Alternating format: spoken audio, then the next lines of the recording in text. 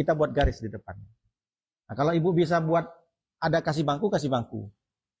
Jadi misalkan ibu sholat di musola atau di masjid, tapi di depannya tidak ada satir. Memang masjid untuk musola, tapi biasanya kalau musola dan masjid untuk perempuan kan pasti ada satir kan. Kalau ada satir tak masalah. Cuma mungkin di tempat perempuan itu terlalu lebar, sehingga ibu sholat sunat misalkan. Nah, ini nanti kalau saya tak dikasih membatas, asal mana tahu, orang kan belum tentu semuanya ngaji. Gitu kan. Nah, makanya di sini disampaikan Bu, perhatikan baik-baik, apa sih dosanya orang lewat depan sholat?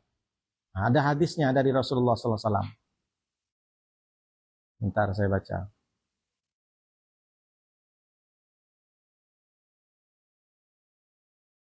Lau ya'lamal marru baina yadail musalli lakana ayyakifa arba'ina kharifan. Kalau seandainya orang tahu berjalan di depan orang yang sholat, maka ini ada sebuah dosa. Dosanya itu mending dia berdiri tak lewat dari orang sholat selama 40 tahun. Coba bayangkan. Jadi kalau ditanya, kenapa orang sholat tidak boleh haram lewat di depan orang sholat? Ada orang sholat, kita haram lewat di depannya. 3 hasta. Lurusnya 3 hasta. Jadi 1 sop lah. Kalau bingung 1 sop. Seandainya orang itu tahu dosanya, kata Nabi SAW, maka dia tidak mungkin dengan sengaja lewat depan orang sholat. Kenapa? Mending dia berdiri di samping orang sholat itu 40 tahun lamanya. Nunggu orang sholat itu berhenti. Coba bayangkan. Jadi Nabi itu tidak, bahasa Nabi itu kan keren. Jadi Nabi bukan mengatakan orang yang lewat depan orang sholat itu dosanya sampai 40 tahun, tidak. Seandainya kamu tahu pahalanya mencegah untuk tidak lewat dari orang yang sholat, kamu tuh mending daripada lewat di depan orang sholat, mending kamu berdiri di sampingnya, nunggu orang sholat selesai, meskipun sampai 40 tahun. Paham Bu? Nah, lakana ayyakifa arba'ina kharifan. Itu, berdiri tegak dia. Kira-kira dosanya banyak enggak? Besar enggak? Nah, makanya kalau ibu ada orang sholat, kalau ibu sholat sendiri, terus tiba-tiba ada orang mau lewat, nah gini kan. Gini kan ya. Gini kan. Cuma memang tidak semua orang ngaji. Pas kita gini, waalaikumsalam Pak Ustaz. Dikira mau salaman pula orang itu, la ilaha illallah. Ada cerita, ada dulu di pesantren. Nah, jadi Allahu Akbar. Ada orang lewat, memang tak usah ngomong. Datang santri yang lain. Waalaikumsalam Ustaz. Kenapa Ustaz? Diajak ngomong pula. Memang tak lewat. Iya, makanya itu pentingnya mengaji. Tapi yang seukuran 3 hasta. Jadi seukuran 1 sok. Jangan pula orang lewat di depan. Jangan lewat. Itu kan jauh. Maksudnya 2 sok dari sana. Orang lewat tidak masalah.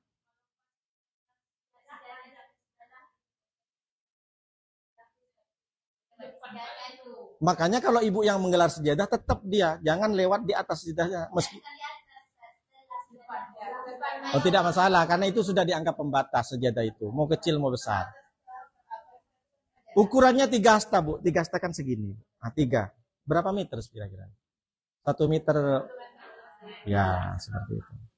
Intinya ibu sekarang sudah tahu ilmunya. Maka jangan coba-coba lewat di depan orang sholat. Jadi sudah jelas di sini kan. Lakana ayyakifa arba'ina kharifan. Kalau tahu dia dosanya, maka dia nunggu berdiri tegak selama 40 tahun. Baik. Wa yundabu daf'ul marihina idin. Makanya di sini sebutkan dianjurkan mencegah orang yang lewat pada waktu itu. Ada kan Bu 123? Nah, itu Ibu digarisbawahi jadi Ibu biar enak. Jadi Ibu begini ini sunnah. Kalau Ibu tak begini tak masalah. Tapi sebisa mungkin Ibu begini. Kalau anak-anak Ustadz masih dimakfu. Tapi kalau bisa tetap begini, siapapun. Karena di sini tidak disebutkan baik anak-anak atau besar. Siapa yang lewat depan orang sholat, Ibu sunnah untuk mencegahnya. Tapi jangan marah ya. Karena orang maksa itu dipukul pula sama Ibu. Ibu batal lah sholatnya. Misalkan Ibu begini. Kamu ini ngurus-ngurusin aku mau lewat suka-suka aku. Dipukul pula sama Ibu. Misalkan. Jangan. Kecuali, nah ini ada pengecualiannya. Illa idza shalla fi qari'atit thoriq, kecuali ibu sendiri sholat yang memang keluar masuknya pintu masuk masjid. Nah itu salah ibu sendiri. Misalkan di tempat lain masih kosong. Ibu sengaja biar orang itu tak keluar misalkan. Sholat pun masih dendam.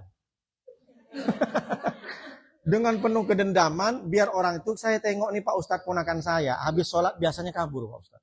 Sholat pula di depan pintu dia, biar nggak keluar. Nah ini ibu yang tak betul. Jadi orang itu lewat, karena itu jalan, nah, maka tidak masalah, tak haram lagi. Nah ini kan berarti kan ada pengecualian. Maka sholatlah ibu bukan di tempat yang didalu lalang orang keluar masuk pintu. Ini tak betul, kecuali memang sesak. Yang kedua, wa illa li furjatin fis saffil mutaqaddimi. Iya, ia hendak mengisi celah di dalam saf sholat. Maksudnya gimana? Ibu melewati orang yang sholat karena mengisi saf di depan. Nah itu tidak ada masalah. Karena ibu bukan niat untuk melewati orang sholat. Tapi karena di depan safnya masih kosong, ibu langkahi. Nah, sebenarnya kan makmum yang kedua yang di belakang ini, dia tak paham dia. Kalau udah tahu saf di depan kosong, kenapa dia nggak jalan? Nah, isi. Nah itu, makanya saya bilang tidak semua orang ngaji fikih, tidak semua orang paham. Gitu. Nah dari sini sudah ilmu ibu dapat di hadis Nabi. Ya, tapi tidak membatalkan sholat. Ya, karena udah PW tahu ya Pak? Gaul juga yuk.